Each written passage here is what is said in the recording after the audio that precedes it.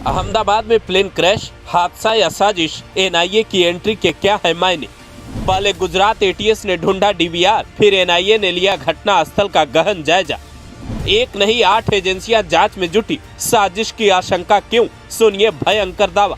किसी भी विमान का सारा हिस्सा लगभग ऑनलाइन कंट्रोल होता है, ऐसे में क्या किसी विमान को हैक किया जा सकता है? यही सवाल हमने एआई से पूछा तो जवाब मिला, हाँ ये संभव है, लेकिन आसान नहीं। इसके wireless communication, on board system और सप्लाई चेन पर दुश्मन की नजर होती है, लेकिन विमान की साइबर सुरक्षा काफी उच्च कोटि की होती है। हालांकि साथ में गार्जियन वेबसाइट का एक आर्टिकल भी हमें मिलता है जिसमें लिखा था, साल 2015 में क्रिस रॉबर्ट्स नाम के एक व्यक्ति ने यह दावा किया था कि अलग अलग विमानों में उसने 20 बार फ्लाइट की सुरक्षा में सेंध लगाए। इन फ्लाइट एंटरटेनमेंट सिस्टम को वो अपने लैपटॉप से इस लेवल तक कंट्रोल कर सकता था कि विमान को साइडवेज में ले जाने में भी सक्षम था। इस दावे ने पूरे एविएशन सेक्टर में खलबली मचा दी थी। ये दावा इसलिए भी हैरान करने वाला है क्योंकि उसने बोइंग 757 विमान को लेकर भी ऐसे ही दावे किए थे, जिसके बाद उसकी जांच हुई तो चौंकाने वाली बातें सामने आई।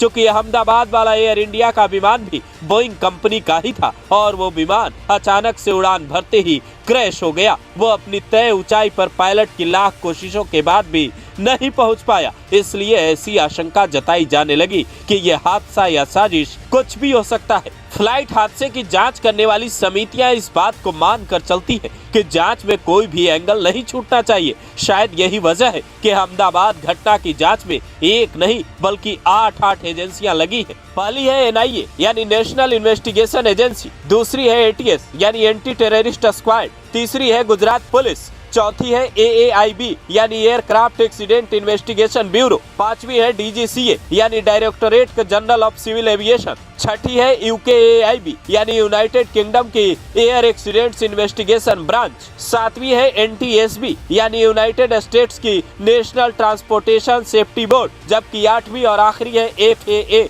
यानी फेडरल एविएशन एडमिनिस्ट्रेशन। ये वो एजेंसियां हैं जो हादसे की हर संभावित वजह को न सिर्फ ढूंढेंगी बल्कि भविष्य में ऐसा कभी न हो इसके लिए सुझाव भी देंगी और उसे एविएशन कंपनियों को मानना भी होगा। लेकिन हिंदुस्तान की एनआईए जो कि आतंकी घटनाओं की जांच करती है, इसीलिए उसकी एंट्री थोड़ी चौंकाने वाली है। और ये बात तब और बड़ी लगती है जब घटना स्थल पर एनएसजी के कमांडो भी दिखते हैं जो आमतौर पर ऑपरेशन में नहीं उतरते। खबर यहाँ तक है कि गुजरात एटीएस ने भी डीवीआर बरामद किया है जिसमें फ्लाइट के वीडियोस रिकॉर्ड हो सकते हैं। हालांकि यहाँ समझने वाली बात यह है कि कोई भी एजेंसी अपने स्तर पर जांच करने की बजाय एक दूसरे की मदद करेगी, क्योंकि मामला इंटरनेशनल लेवल की जांच से ये जुड़ा होता है। अमेरिका और ब्रिटेन के एक्सपर्ट इस जांच में मदद के लिए तैयार है। फिलहाल ऐसी कोई जानकारी सामने नहीं आई है कि ये हादसा नहीं बल्कि साजिश है, लेकिन जिन लोगों ने अपनों को खोया है उनका गम और गुस्सा ये बता रहा है कि वो जल्द से जल्द सच्चाई जानना चाहते हैं। वो ये समझना चाहते हैं कि आखिर इस विमान हादसे का